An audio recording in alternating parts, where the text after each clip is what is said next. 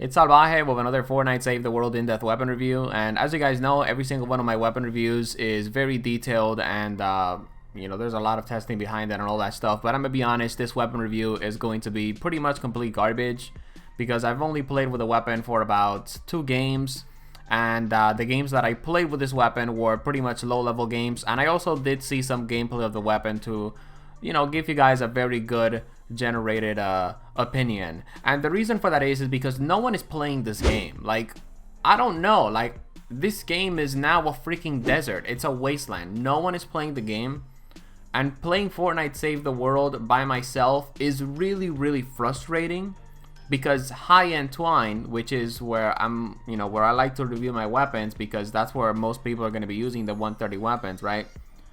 High-end twine is basically just a nightmare. I've said it multiple times. I hate a lot of the modifiers in this game. They just make the gameplay experience unfun, completely terrible.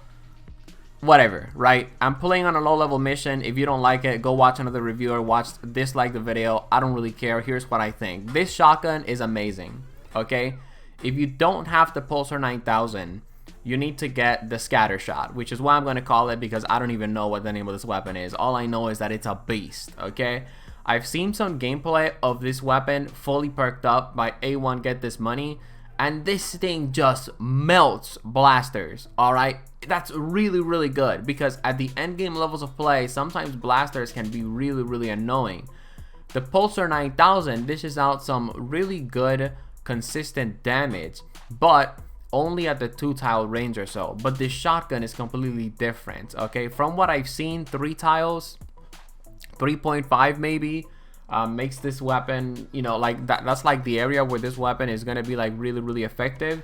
But of course, since the crosshair is really big when you're shooting this weapon from the hip, you can just get a lot of value out of the weapon as well. And that's one of the things that I really enjoy about this weapon. It's sort of a multi-use weapon, and it does like pretty decent damage, like I pretty much just said.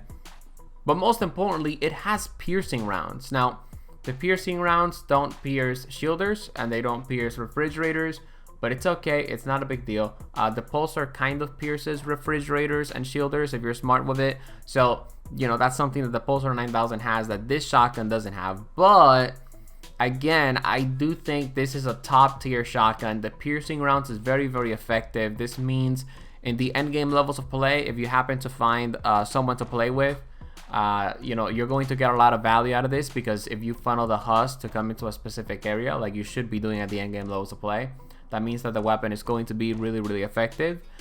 For the perks that I went with double crit damage, reload speed, and critical rating. Why did I not go with impact? Why did I not go for a dancing build? I think dancing doesn't really kill enemies, like it just makes them be there. And with things like the mic drop, right, it's good, right? With, I don't know, when the husk are around the objective, I guess the dancing does help out. But, that's what the sound wall is for. That's why the, weapons like the mic drop is for. So that's why I didn't really go for a dancing build. But if you want to go for a dancing build, you can go ahead and do that, right? What else do I have to say about this thing? That's right, the star rating. It's a 5 out of 5 star weapon, okay? I really liked it. I went into a destroy the encampment mission. I used it against, I don't know, I think like it was a 132 destroy the encampment. I did forget to mention that. I only did it for 1 or 2 encampments because then I realized how annoying doing destroy the encampment solo is with like annoying modifiers like slowing pools. Oh my goodness. The point is, this is a 5 out of 5 star shotgun, and it's really good, and it's a top tier weapon, and I think you should get it.